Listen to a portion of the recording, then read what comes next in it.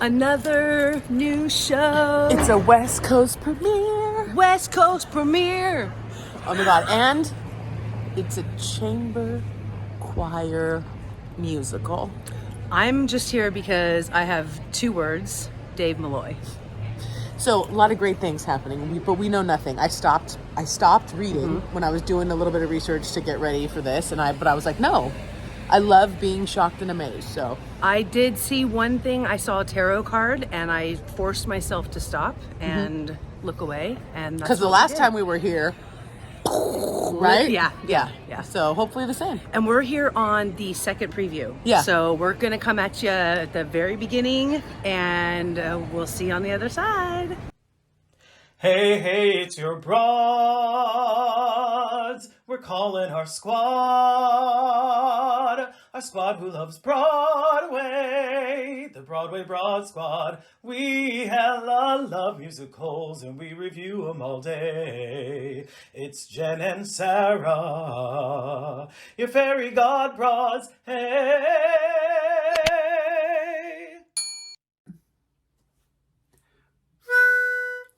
Places! Hi, I'm Jen. And I'm Sarah. And we're the Broadway Broads. If you're new here, welcome to The Broadway Broad Squad. Hey, squad, if you wouldn't mind, give us a like. Go ahead and subscribe if you haven't already. We'd appreciate it. All right, guys, we are so excited. We have a West Coast premiere for you. All right, squad. This video is for Octet, and that's playing at the Pete's Theater at Berkeley Rep, running April 20th to May 29th.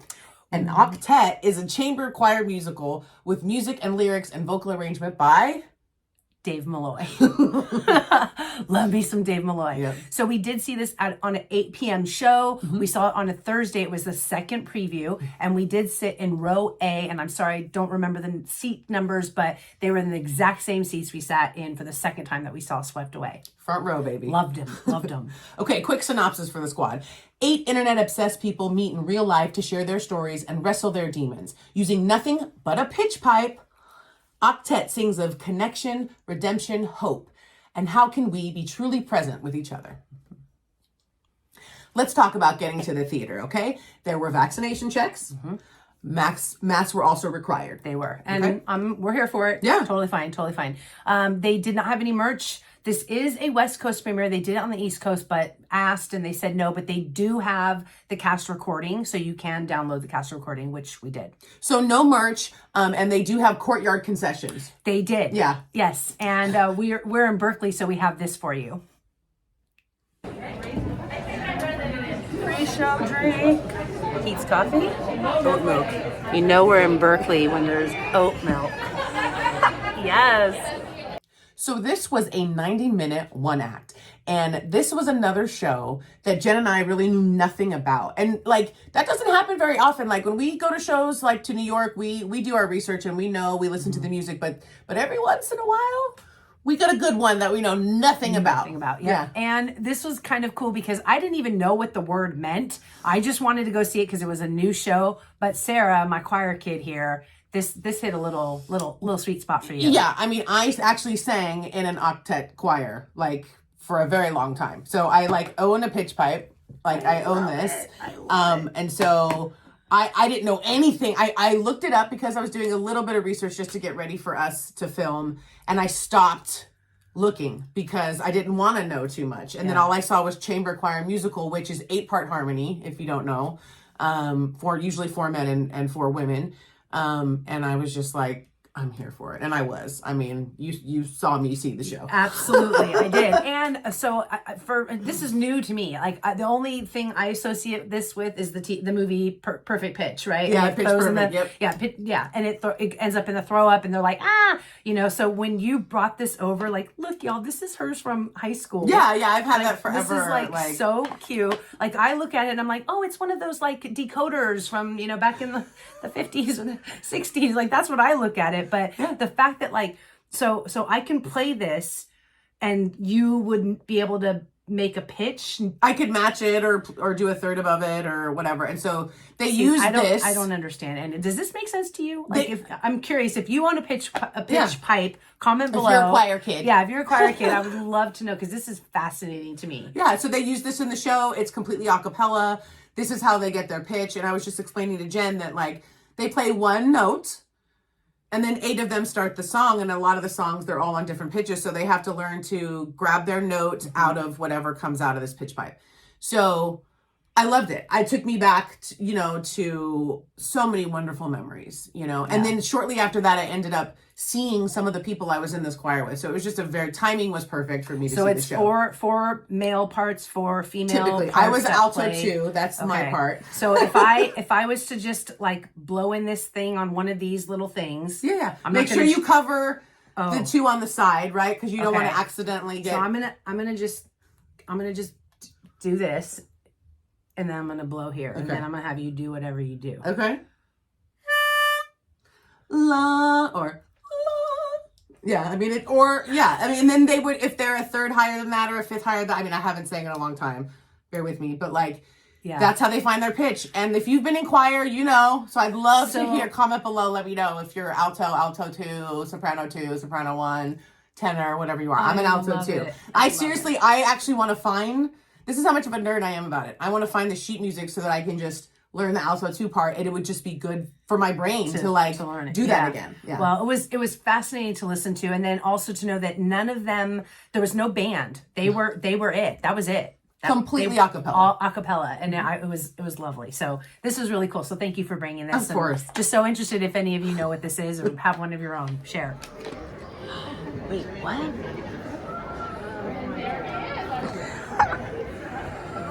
What is going on? So if you were coming in other doors, you'd be coming in on the stage. What?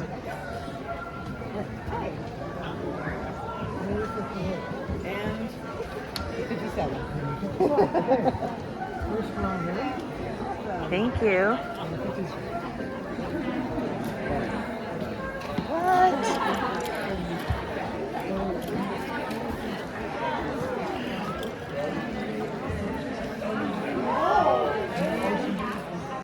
Okay, let's dive in. All right, let's talk about the set, the lights, the costumes, all of the good stuff. Okay, so we enter and we're in some kind of multi-purpose room. There's some stained glass, so I'm feeling like it's a rectory or a church of some kind. It's definitely like a meeting space, right? Yeah. And we entered through one door. We were in the front row, but I noticed as soon as we started to walk in that there was people entering onto the actual set. And I immediately went back to comment when we entered onto the stage and we had those stage seats at the Great Comet. And it gave me that same vibe. There's certain doors, depending on your ticket, you'd walk through certain doors and there were audience members entering the theater via the stage. And it was actually fun to watch. Yeah. Some of the audience members come out and be like, whoa, wait, what? What's me? I'd be out there like, I'd be with the camera recording it all. I remember when we did it at Comet, I was like blown away. Yeah. Like they built a pathway for us to get to the stage, and it was something else. It was really cool. And then you're wondering of the people coming through, who's the actors and who's audience members. That was pretty cool. Yeah. So then we get to our seats, and then on our seat we had this. Yeah. So Friends of Saul, a meeting pamphlet that came. We're this at is not the program. We're at the Guffman Faith Center. We learned that. So I'll just read one little part of the gibberish that's in here. It says, the E. Gutzman Faith Center was founded in 2001 with the goal of centering innovative connections for the spiritual community at the center of our community and surrounding communities as well. We're clearly at a meeting. We're at a meeting. We're at a meeting. So, okay. So this is what we know. We sit down, we have our pamphlet, and, it was actually also clear as they started the show that they had made some adjustments for the pandemic, right? Yes. Because the show had premiered before the pandemic. In 2019. It closed actually right before the pandemic. So I'm just curious, like, where it would have gone, from there. Yeah. But yeah, they definitely made some concessions. They added some lines in, added some changes to accommodate, you know, what we've been going through. Yeah. The other thing that I really liked, and I know you love this too, that they're wearing regular street attire. Some of them looked like they were wearing clothes that were not dated from this decade. Yeah. You know, and I liked that. And then there was some that were way over the top that were, you know, ahead of my style. So it was just a nice change of that. I also noticed that every actor also had their own, either had a water bottle that they go everywhere with, it's got all their stickers on it, and then you have one person that literally has a water bottle that they just got from the grocery store or the you know, the gas station. And they had some on stage. So- I remember seeing that, like a pack of them too. a pack of them so. as well. So that, you know, 'cause, Those I mean, they're singers, they singing. need their water. They are singing. They're singing their butts off. Yeah. And the choreography, we talked a little bit about that. Yeah. So the fact that, like, before I knew it, the only thing, the set does not change. It stays at the meeting the whole time, but they each have a chair that they put into a circle and they're all going to meet up. And during the choreography, never even noticed when the chairs got moved because it was happening so seamlessly. Yeah. And then to them to use the space so well, there was choreography that came off of the stage, like right in front of us, and had to dance, you know, around the corners. Yeah. And it was, It just felt right. Like Yeah. it didn't feel overdone or underdone. It just felt like the choreography was right there. agreed. Yeah. Let's talk about our standout moments of the show. So Okay. for me, when she pulled out the pitch pipe, I saw that pitch pipe and I was like, I got the grab on the arm. I know, I was like, I got oh my that. God. I know. I'm here I for got it. it So from that- you, and that was I me. was like, what? What's going on? And you're like, the pitch pipe, and I'm like, okay. And then she did the, and then I was like, oh yeah.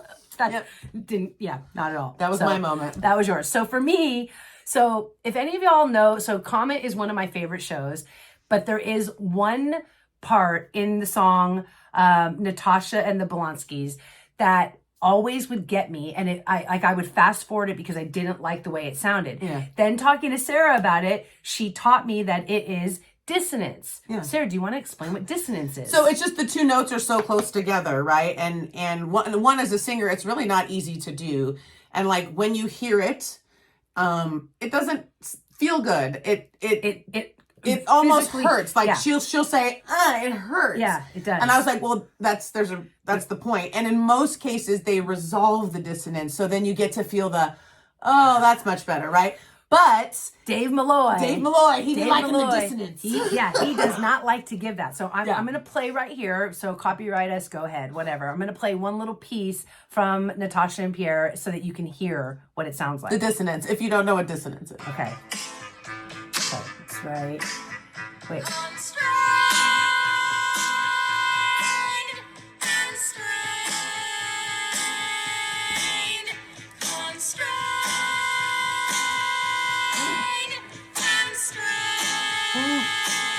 She really needs the resolve.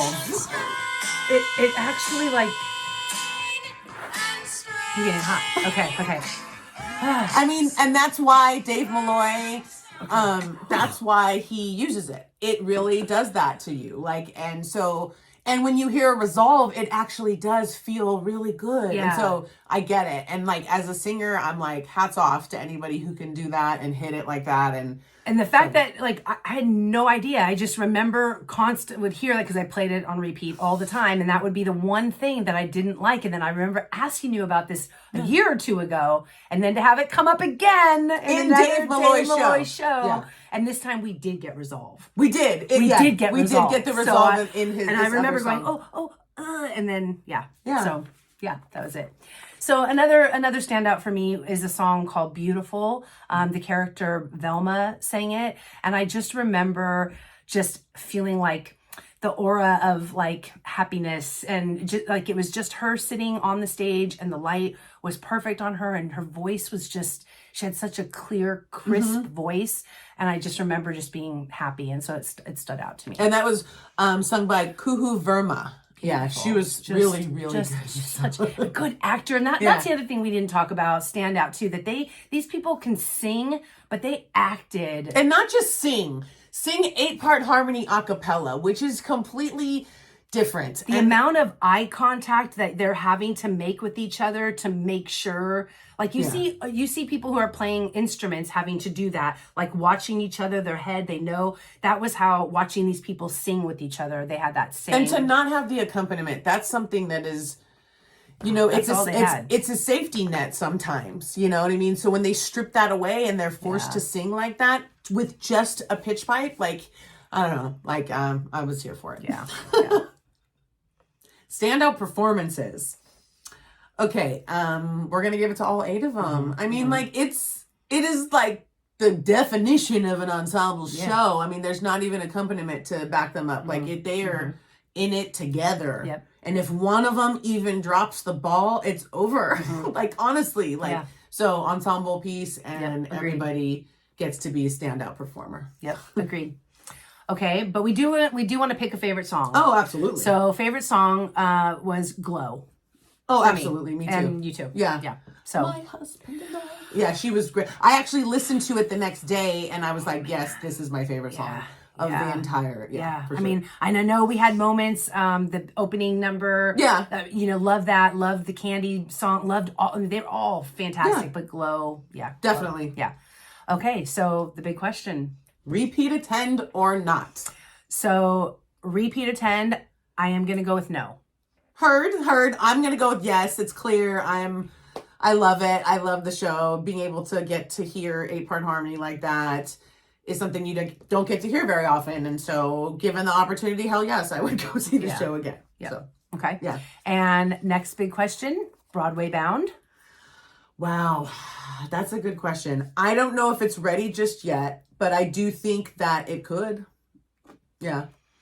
Yeah. I think it needs to go to more towns, and we need to go travel to see it and see how it does over there. Yeah. And I mean, I don't know. I don't know if like theater is just ready. Yeah, is it's ready just ready to for it. You know, and I see that. loved Dave Malloy. I loved Dave Malloy and loved the. I loved the show, but I'm not sure. So yeah, but I do see it going to other towns and doing well and growing. Yeah, even I could even see it being done, at really good community theaters where they have really good, singers that this could be done. Yeah, and people would go see it. Choirs, you know what I mean? If yeah. you've got some actors in your choir, this would be a freaking fantastic show to try to tackle. I mean, but yeah, I think it's got it's got some legs, but it still needs some work. And thank you, Berkeley Rep, for bringing another West Coast premiere show. Next up for us is Goddess. Ooh. I love a West Coast premiere. Let me so tell you. excited. So excited. Well, thanks for joining us, squad, and we will see you on the other side. Curtain. Oh, that was a fun video. What'd you think? I loved it. I had a great time. What did you guys think? Yeah, did you guys love it? Did you love it? Huh? Well, if you did, guess what you should do? You should definitely like it. And you should subscribe and hit that bell notification so that you know every time that your broads drop content. Yay! We'll see you on the other side. Bye! Bye! Your fairy god bras, hey!